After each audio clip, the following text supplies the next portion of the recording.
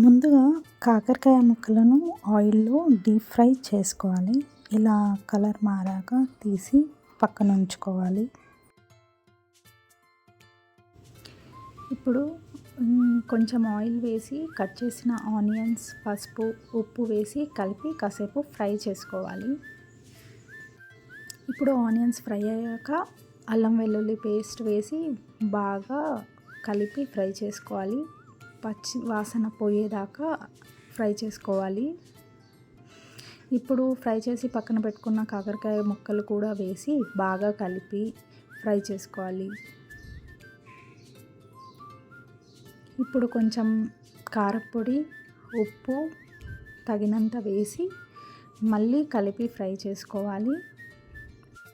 ఇప్పుడు పక్కన పెట్టుకున్న చింతపండు గుజ్జును ఫ్రై చేసుకున్న దాంట్లో కలిపి పులుపు చూసుకొని అడ్జస్ట్ చేసుకోవాలి.